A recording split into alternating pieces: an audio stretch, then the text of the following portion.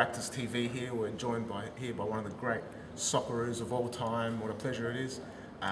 Also, not only did he play for the Socceroos and was an NSL steward, he went overseas and made a career in Italy and then went to England. And but by far the most defining moment, and one that I'm very proud to say I witnessed, and I can't emphasise how happy I am, and I want to say thank you on behalf of our club, every Australian.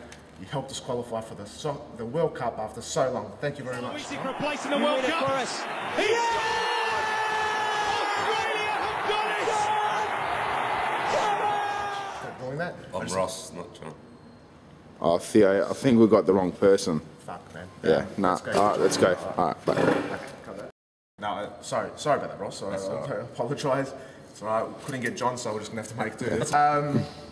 Now tell us, you had a good career at West Adelaide before you moved on to greener pastures. Now you would have played with some great players there. Tell us some of the better players. The better players? Or? Some of the better strikers, maybe. Oh, well, you know, you can't go past, literally, Jimmy Tsekinis. Melbourne, Jimmy Tsekinis, this was the intent, this wasn't a fluke. He knew exactly what he was doing here.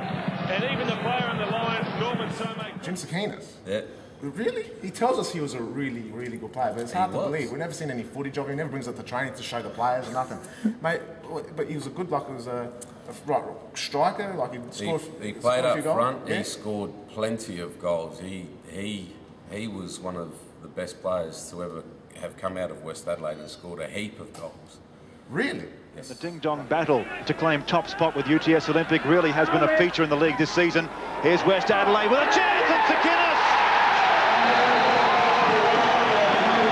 Yes. Like, it was just like knock him in for fun. Like, he scored them like all the time. All the time. All the time. I mean, he was one of the easiest players to play with because you put the ball in front of the goal and he would score, not an issue. Well, the crowd here have got plenty to cheer after just 58. Very rarely that he missed. Hey, didn't he take like 15 or so games to break his duck? I'm sure he didn't score for like 20 odd games. Oh, sorry, I thought you were talking about training. Yeah, he scored a shitload of goals in training, but hardly any in the NSL. Ah, that makes sense. Yeah, he was one of. Well, you got a couple of players like that at your club. Oh, you mean Dario? Dario? Yeah, Dario. Yeah, he's Dario, and another guy, Ducky, that plays in the reserves. Yeah, you can't score. We refer to him as Ken Ducky. Theo's gone to find John Aloisi. I thought I'd step in and take over the reins. Ross, this year we've got a marquee signing in Jim Tsekinis, player that you played with for a few years at West Adelaide. Yep. Tell me a bit about Jim. What are some of the memories that stand out in your mind? Oh, memories. Well, I know it was very hard to get the ball off of Jimmy. He used to stick that big fat ass of his in front of you and you just couldn't get around him. And sometimes I actually thought he enjoyed it, sticking his ass up against people, or his ass up against people. But at our club, at Invros, we've got a lot of Italians have come in as well. Is there any tips that you can sort of give us? Yeah. On that? Yeah. I mean, you know, the Italian boys, they're good people. 9 times out of 10, they'll treat you better than their own. They'll give you, well, we get euros after the game, so that's how we get paid. Euros no, tips on how to get rid of them. Oh, right. Yeah, we don't want to keep them there, we want to get rid of them. We're a Greek club. Yeah. That's not very nice. So, through your illustrious career, Roscoe, you ended up playing in a lot of different countries throughout Europe. Yeah. Jimmy, being a quality player in his younger years, did you ever come across Jimmy in any of the larger cup ties in Europe at all? I did come across him once when I was in Belgium, and I'm not sure if it was him because I was actually walking across the street and I saw this guy, which I was convinced it was Jimmy, going into the brothel, and I called out to him, and the guy darted inside. Did he look up at all? Well, did he look up and dart, or he just? No. Like when he played, he put his head down and went straight for goal. So Out wide is Kokkinopoulos. This is better from West Adelaide. Perfect timing by Ivanovic to set Murray on his way.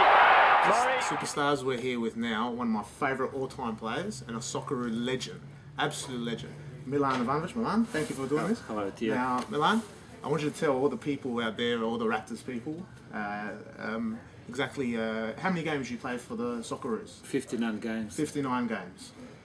And how many bad games did you play? It's a few, but no in Australia. Never. You always played a good game, huh? I'll play always good game. Okay. And I remember you played sweeper in the back line. Yeah, it was easy. It was easy? Yeah, it was easy. Okay, and who are some like the hardest players you played against? Probably you know some of them.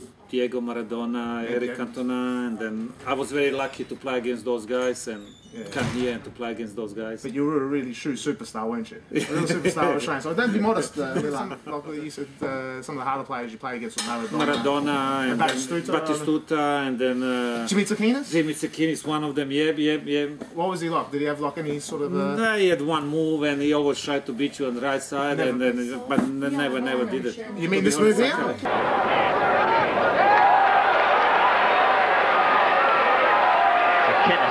On this right-hand side, he's been brought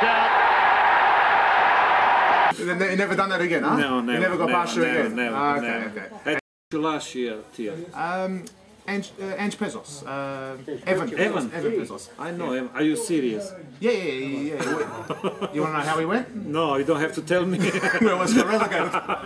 Jimmy once says one thing all the time. He says the defenders overrated. The coaches, the strikers, are the one that gets the big money. Okay, probably true. Probably true. Yeah. Does it explain why maybe Tony Tantis, what player he put him in defence? He's hopeless. So what do you think of Jimmy? Oh, well, what can I say? I mean, he walked in the room and sparks just started flying.